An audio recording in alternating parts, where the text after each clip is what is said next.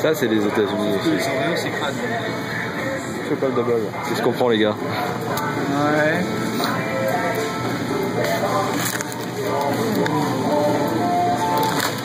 Tu dis quoi? Qu'est-ce qu'il a à faire des photos comme ça? Quoi? Tu vas pas dire que tu fais des vidéos pour la Syrie avec ta Motorola quand même? Bien sûr que si.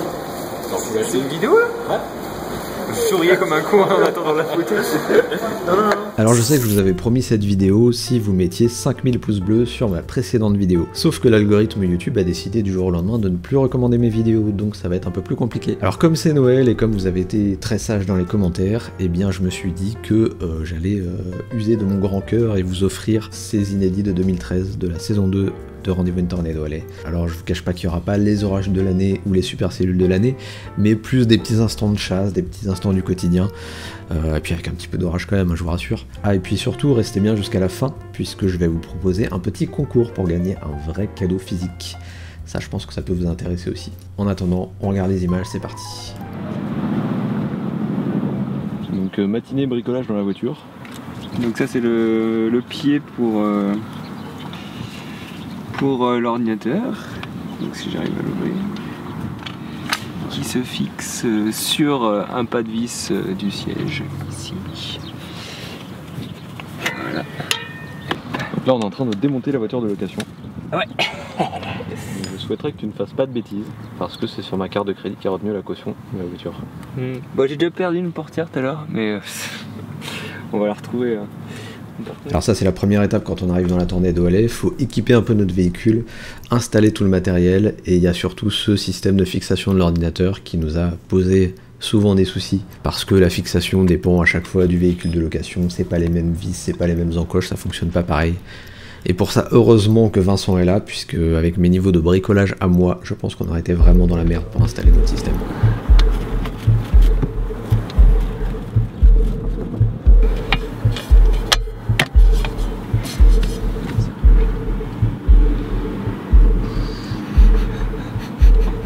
C'est vraiment crade. Mais ça marche.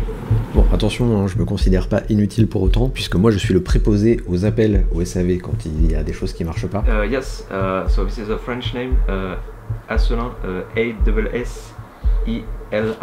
Et autant vous dire que Internet, bah, ça fonctionnait jamais du premier coup. Mais au moins une fois que tout fonctionnait, eh ben, on pouvait se lancer enfin sur les routes et commencer à chasser les orages. On était là-bas pour ça, hein, je vous le rappelle. Et la force des États-Unis, c'est que même sur les journées où on s'attend pas à grand chose, eh bien on peut quand même avoir des petites surprises sympas. Direction le Nebraska pour appréhender les futures chasses de ce week-end. Et sur la route, petite surprise au niveau de l'Est Colorado, des cellules NES. Peux-tu nous en dire plus, Vincent? Oui, bonjour Julien. Nous sommes toujours fatigués, hein, donc après cette journée de route, puisque nous sommes partis du Texas ce matin, et que nous sommes à notre 7e heure de route, nous allons tenter une chasse dans le nord-ouest du Kansas, ici même. On a des très très beaux bouillonnements à l'arrière qui ont l'air d'alimenter tout ça de façon plus que satisfaisante. On va l'avoir notre orage surprise, on va l'avoir. Regardez-moi ça comme c'est bon.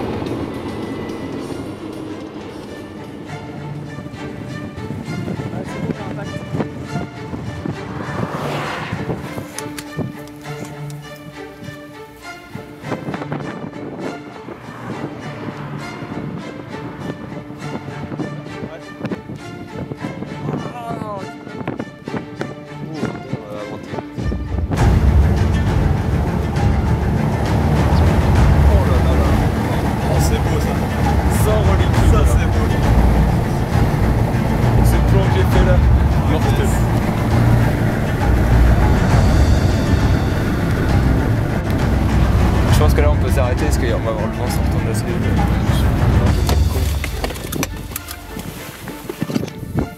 Oh putain, les inters là-bas.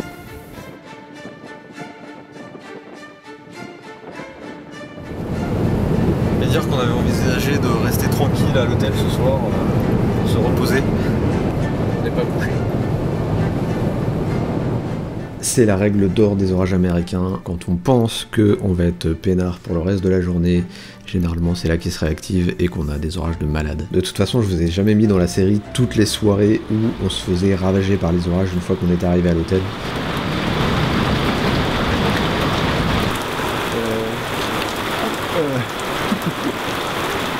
Sérieux, vous voulez pas mettre les radars?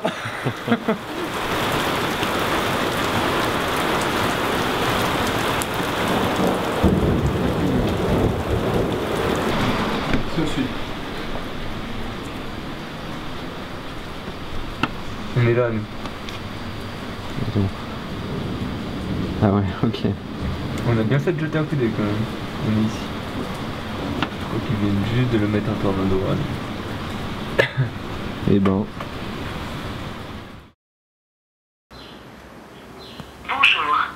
Vous avez 12 nouveaux messages. Reçus hier à 10h46. Oui, bonjour, Christophe Asselin, caractère journaliste pour M6. Je cherche à vous joindre d'urgence pour le JT de ce soir. Voilà, je vous... Reçu hier à 11h28. Oui, bonjour, oui, François, la rédaction nationale. Est-ce que vous aurez la gentillesse de me rappeler, s'il vous plaît? Alors vous vous souvenez sans doute qu'en 2013, le 20 mai 2013 plus exactement, on avait assisté à la tornade de Moore qui a malheureusement fait beaucoup de dégâts et beaucoup de victimes. Donc c'est un événement effectivement qui nous avait beaucoup marqué et qui avait beaucoup marqué l'actualité en France. Et du coup nous, on avait été sollicités énormément par les médias à ce moment-là. Reçu hier à 15h53. Pour rappeler cette... Les règles sont pas très explicites. Et bien sûr on n'a pas répondu à tout le monde, mais c'était quand même vraiment quelque chose d'assez étonnant à vivre et d'assez déstabilisant. Puis là on est vraiment fatigué, donc on n'est pas dans les conditions idéales pour parler de tout ça auprès de ces journalistes, mais bon, c'est une expérience étrange à vivre.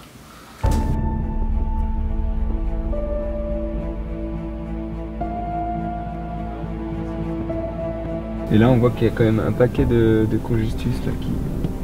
Cumulus à moitié congestus qui commence à germer.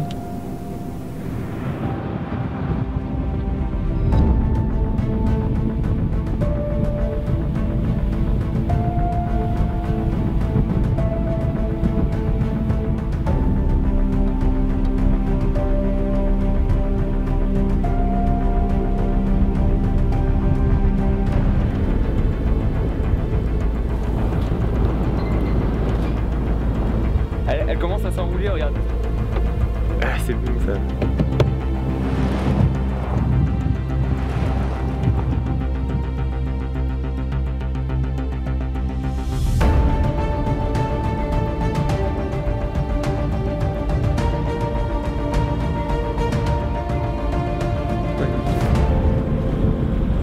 Regardez un peu.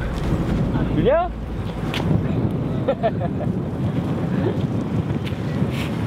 Pas mal, pas mal.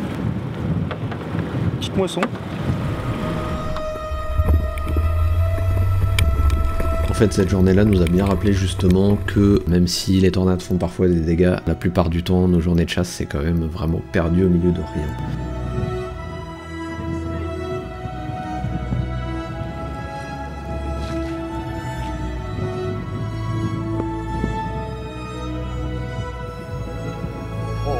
Regarde cette base, Chris.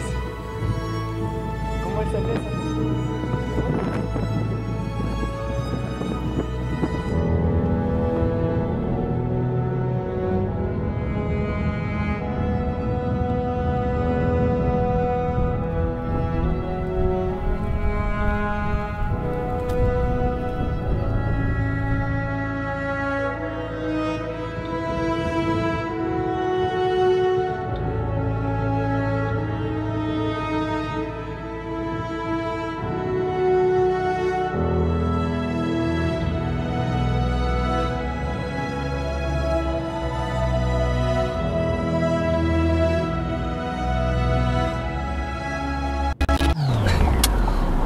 Putain, j'ai calé avec une automatique. Bah ouais, mais tu peux pas. En fait, t'es obligé de t'arrêter avant de. Ah ouais. Pourquoi on est mal pas? Faut que tu l'enlèves bien. Ah oui, faut que tu repasses en Ah oui. Putain, le stress au milieu de la route quoi. Je pense que vous avez tous vu l'épisode 8 de la saison 2 de Rendez-vous une tornado allée. Si c'est pas le cas, allez-y, hein, je pense que ça vaut le coup. C'était l'épisode de la fameuse tornade del Reno. Mais ce que vous ne savez peut-être pas, c'est qu'il existe une version longue de cet épisode avec une intro rallongée. Une intro que j'avais coupée à l'époque parce que je trouvais que bon, ça faisait un petit peu long dans la globalité de l'épisode. Et vous allez voir qu'il y a quand même des choses vraiment cool. Allez, on regarde ça.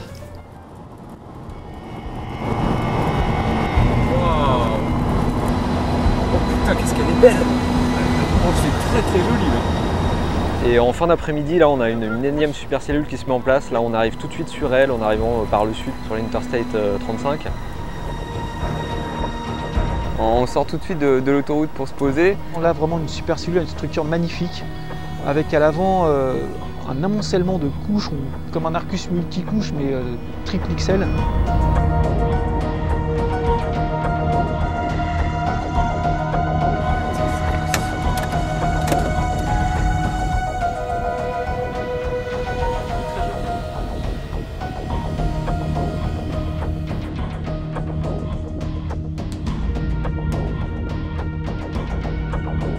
C'est quand même assez vaste comme structure. On n'arrive pas très bien à cerner où le potentiel tornadique pourrait se mettre en place.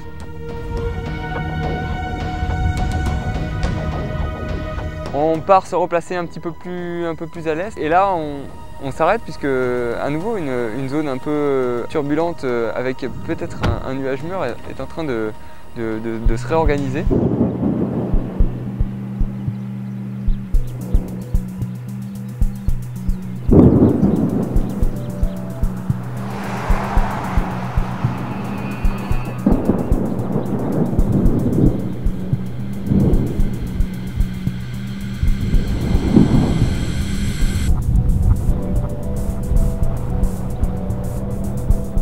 Là, on a vraiment une ambiance terrible, apocalyptique, avec un ciel vraiment très noir, des coups de foudre ramifiés, très fréquents, très jolis. Sur la piste. Regarde là-bas, une sorte de nuage mûr aussi à gauche. La vélocité se marque de plus en plus, on est obligé de se décaler à l'est rapidement pour pas se faire avoir et on atterrit dans la ville de Winewood.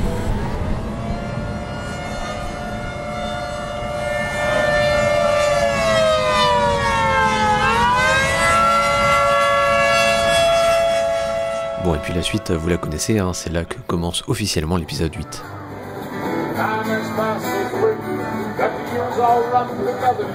Ah, le début du mois de juin, c'était les retrouvailles avec Tony, qui nous avait rejoint donc sur la fin du voyage. Et donc c'était l'occasion d'un petit moment un peu convivial dans un restaurant cultissime pour les chasseurs, puisqu'il s'agit du Big Texan, un restaurant qui se trouve à Amarillo dans le nord du Texas. Et c'est un restaurant célèbre tout court, puisque c'est là que on peut essayer de manger un steak de 2 kg en moins d'1 heure. Et si on réussit cet exploit, eh bien le steak est gratuit. Voilà, là on voit les petits compteurs là-haut, là les 60 minutes, qui indiquent le temps restant, en l'occurrence à ce monsieur en jaune. Alors je vous rassure, on n'est pas parti sur cette option-là, nous on était sur une table un peu à côté, et on est parti sur quelque chose de plus raisonnable. Par contre on repart bien sûr avec un taux de cholestérol affligeant, mais c'est ce qui fait un peu le charme de l'américain, je pense qu'on est d'accord là-dessus. Voilà comment on s'occupe en rejoignant notre terrain de chasse. Exactement. Merci Chris d'ailleurs de nous avoir fait montrer ce jeu addict. Ah. Mais pendant ce temps-là, certains sont quand même concentrés sur la situation météo. Attention. En fait, il n'y a pas internet. La recherche de la connexion internet. La chasse aux petites barres.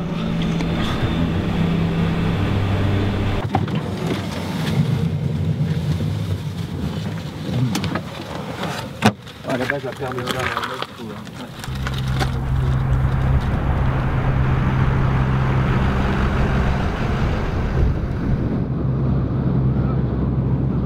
ouais. Ça vient de derrière. D'accord. C'était dans le pick-up du gars là. Ah ouais. C'est vrai qu'elle a l'air costaud celle-ci. Qu'est-ce qu'on fait? On redescend un peu vers le sud ou on attend de se péter le pare-brise?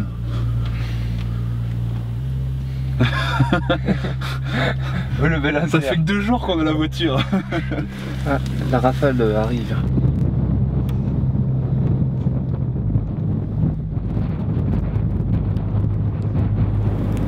Écoutez, on entend la grêle. Tu l'entends? Là. Comme un train qui arrive. On voit, c'est là-bas. Là. C'est un inter qui a eu. On va se préparer à... Ah ouais, bah de toute façon on va pas se les prendre parce que c'est les vont faire.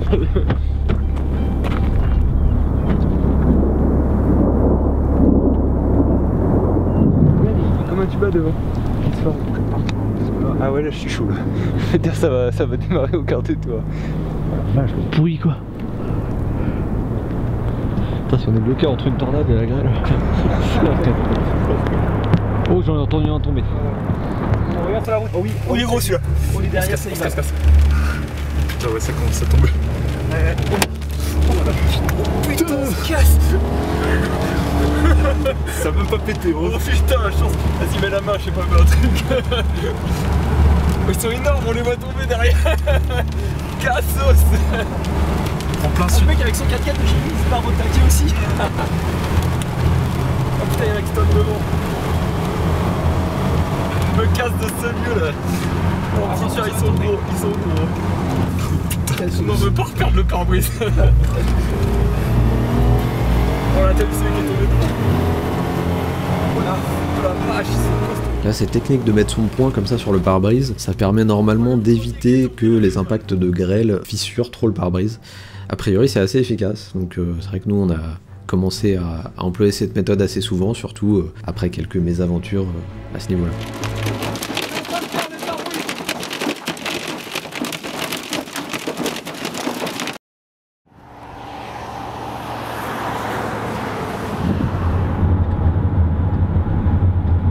Un stop à la sortie de la crosse, regardez un peu.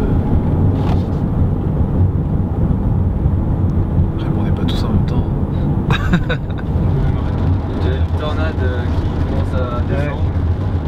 Bon, c'est quand même un bel orage de merde français. Hein, quoi. Ouais, faut le dire. Je sais pas si on va le chasser jusqu'au bout. Ah, c'est classe. Voilà.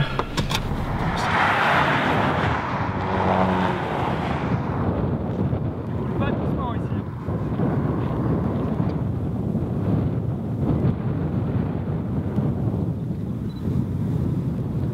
Et elle va droit sur Liebenthal. Ouais. Et elle plus au nord. Donc voilà, Armin, je t'ai pas dit. On va aller peut-être celle du sud qui va reprendre le dessus.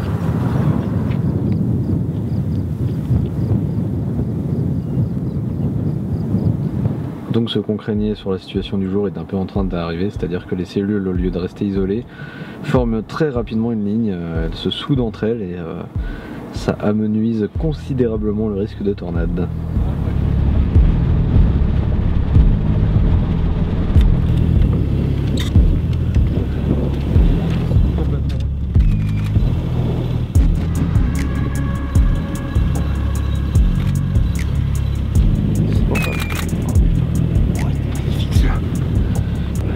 Elle est jolie cette cellule.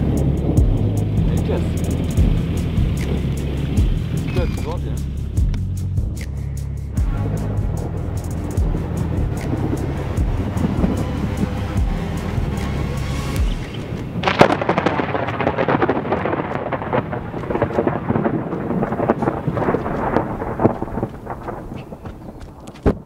Ce coup de flip là.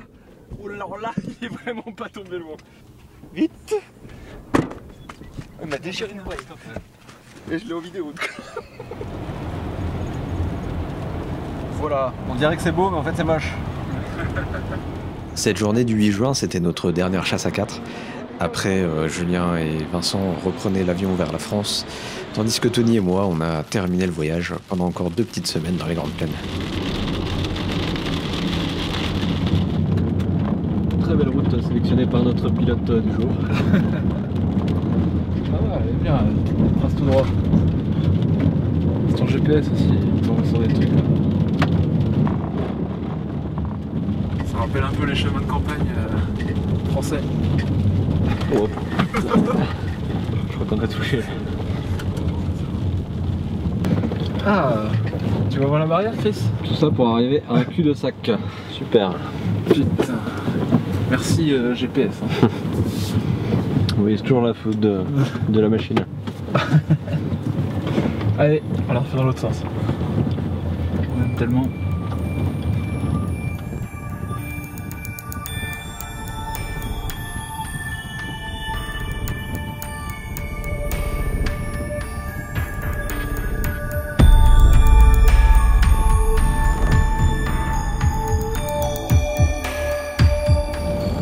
minutes qui était encore insignifiante il y a un quart d'heure vient de passer en tornado warning. C'est vrai qu'elle est en train de bien se structurer à cette voie. On va essayer de se repositionner un petit peu à l'avant pour mieux voir la zone de rotation.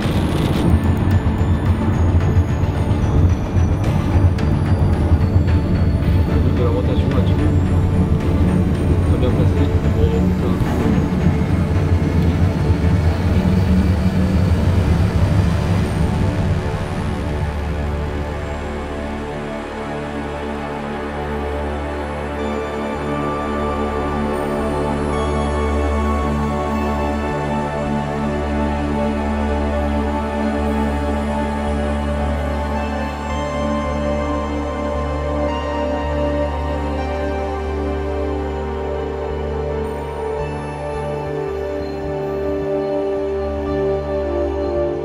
Bon, globalement, c'est clair que c'était une période beaucoup plus calme, hein. Même si on a eu cette fameuse tornade de Dix sur notre dernier jour de chasse, et bien dans l'ensemble, les situations étaient un peu plus posées, voilà, c'était tranquillou. Cependant, il nous est quand même arrivé quelques petites dingueries sur la fin de ce séjour, et je vous propose d'écouter cette anecdote de Tony, qui raconte tout ça très bien. D'ailleurs, c'est pas très malin parce que nous, on a déjà une expérience avec ça. T'avais pas su ça? Non. Début de chasse, on s'arrête mettre de l'essence. Christophe pose les clés au-dessus du volant et puis donc il sort pour faire l'essence. Moi je sors en même temps que lui. Je ferme la porte. Ouais. Et je sais pas, un de nous a dû appuyer sur le bouton de verrouillage et puis boum on ferme et là la voiture fermée. C'est bon ça. Et surtout avec tout le matos à l'intérieur. Tout le matos, on était bloqué à la pompe. Ah ouais. Pas de téléphone sur nous. Pas de... non, grosse parfait galère. Quoi. Ouais, mais on a eu un cul monstrueux parce que et on a réussi à négocier pour téléphoner dans la station. Le mec il a bien voulu. Christophe il t'a appelé les flics finalement. Ouais, j'ai appelé les flics. Ils me donnent des numéros d'entreprise de dépannage. Après j'ai appelé un dépanneur qui était à 1 heure de route de l'endroit où on était. Il nous annonce que c'était $200. Ouais voilà, il m'a dit c'est $200. Qui avait l'air de bien faire la tronche au téléphone en plus, parce que je crois que c'était pas vraiment son genre de travail ou je sais pas quoi. Et qui dit bon bah ok j'arrive. Et en fait 10 minutes après, il y a un gars qui vient vers nous avec du matériel pour voler des voitures. Et qui nous dit ouais j'ai entendu dire qu'il y avait des gens qui avaient laissé leurs clés dans leur bagnole. Bah oui c'est nous. Mais nous au début on a cru que c'était le gars qui était déjà là quoi. Enfin ouais je sais pas, enfin on n'a pas eu le temps de comprendre. Oui voilà c'est ça, on n'a pas trop capté. Ouais. Le mec il arrive, il commence à passer sa espèce de perche là au travers de la portière là. Et il nous ouvre avec, tu sais, il ouvre le loquet. Bon, on a à peu près 20 secondes chrono quoi. Ouais. D'accord, putain. Et voilà, on était sauvés, par contre il fallait que je rappelle le gars pour lui dire tu peux faire demi-tour. Voilà. Et là je crois qu'il faisait vraiment la queue. Finalement ça s'est bien terminé quoi. Et là les clés sont où? On a même eu le temps de le chasser. Bah là elles sont à l'intérieur. Voilà pour ce petit retour en 2013. J'espère que vous avez apprécié ces quelques scènes coupées. Autant que moi j'ai apprécié de retomber dessus sur mes disques durs. Moi en tout cas ça me rappelle à chaque fois à quel point au-delà des tornades et des super cellules qu'on peut observer, bah, ce qui est super dans ces voyages c'est les moments passés avec ces trois potes, avec ces gars que j'adore. J'espère que vous aurez l'opportunité là pendant les fêtes de vous réunir aussi en famille, entre amis, de passer des bons moments comme ça. Et puis il me semble qu'on avait parlé d'un petit concours, hein, je crois au début de la vidéo. Regardez ce que j'ai retrouvé aussi dans mes archives. Ça, je sais pas si certains d'entre vous le reconnaissent. C'est un livre que qu'on avait préparé avec les gars pour la campagne de financement participatif de la saison 2. C'était une récompense pour certains des plus gros donateurs. C'est un livre qui réunit un best-of de nos images sur la saison 1 et la saison 2. Voilà, des grandes photos comme ça, couchées sur du papier glacé. Comme on avait fait cet été pour le tirage photo à gagner, je vous propose de laisser un commentaire sous cette vidéo, de dire que vous êtes intéressé pour participer au concours. Et puis moi, je ferai un petit tirage au sort dans le courant du mois de janvier. Et puis il y en a un qui va remporter ce petit livre, voilà, qui est quand même un objet assez collector, parce qu'il en reste très peu d'exemplaires. En tout cas, on s'arrête ici pour aujourd'hui. Et puis bien sûr, il y aura une partie 2 de ces inédits, puisqu'en 2015, il s'est passé pas mal de choses aussi. Et puis de toute façon, sur l'année 2022, vous inquiétez pas, on va se revoir souvent, il va se passer pas mal de choses. Je vous en parle très bientôt. En attendant, joyeux Noël encore une fois, et puis à très vite pour des nouvelles chroniques, des nouvelles aventures, des orages, tout ça.